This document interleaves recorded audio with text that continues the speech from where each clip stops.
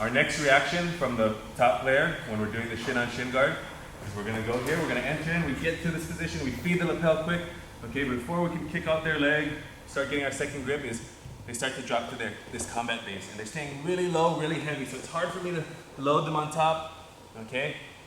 I feel like even if I go to my side and commit to my side, it's hard for me to pull them on top of me, okay, to load them, to kick them over. Okay, I have a hard time with this. So they're being really difficult. I can't really load them. They're just almost trying to put their knees to the mat, but the shin-on-shin is making it difficult. Okay, so it's a really defensive position for them. When they're this low though, they're giving me another option. So I'm going to take my free hand, okay, that's posting on the ground, and I'm going to reach over their shoulder on the same side that I'm on. So I'm not going to reach over like this and try to cross-face them. I'm going to reach over their shoulder that I'm on and try to grab it as deep as I can on their back. If their belt's there, great. If not, that's fine. Okay?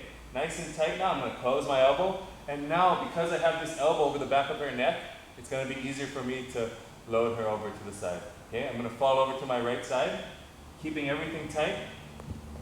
And I'm going to force her to roll over this shoulder here. Okay? So I load her on top, and I kick her over. Okay? From here, I'm not going to just stop. I'm going to try to use the momentum as I kick her over and come up to the other side. Okay? I still have this grip between her legs, so if she tries to face me with her guard or bring her legs in, okay, it's easy to pass her. Also, this grip on the back is making like this cross-face, not so much of a cross-face, but I'm using my lat to crank down on her neck here.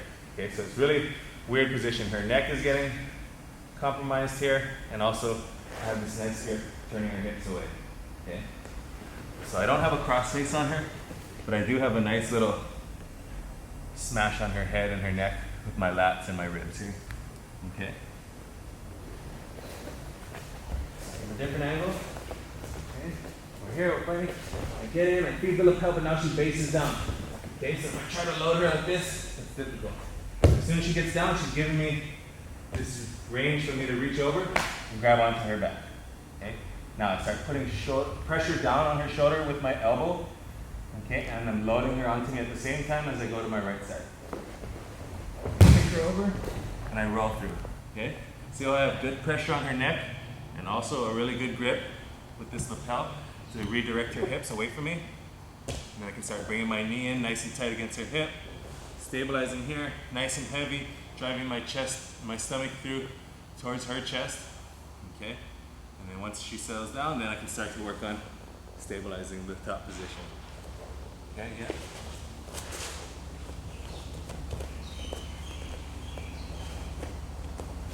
From here.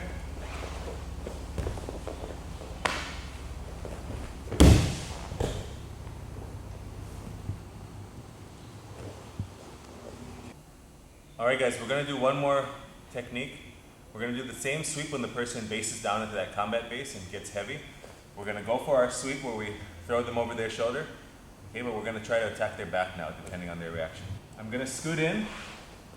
I feed the lapel. She bases down into her combat base. She's nice and low. I feel like it's going to be hard to load her the first couple of ways. Okay, so again, I reach over. I grab onto her back. Hopefully if I can grab her belt, great. But if not, that's fine. I just make a deep grip on her back on the same side, over the same side shoulder that I'm on here.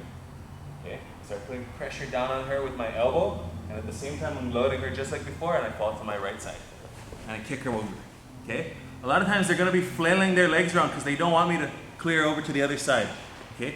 So as I knock her over like this, if I feel like there's space, I can take my free leg, the one that's not shin on shin, and I can start to put my hook across her stomach and hook the back of her far side knee. Okay? I don't let go of the grip on her back, but now I can let go of the grip on her lapel, and I can start to control her ankle, either her pants or her ankle, and I start to drive down and put my shin, my hook behind her knee. Okay? Once I have this hook here nice and tight, then I can start to let go and I can start to climb to her hip here. Okay? Keeping tight, I'm going to just start steering her over and bring her right hip over this leg.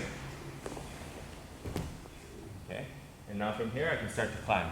I let go of her hip, I can start to climb through the seatbelt and get my upper body control. I already have one hook nice and deep.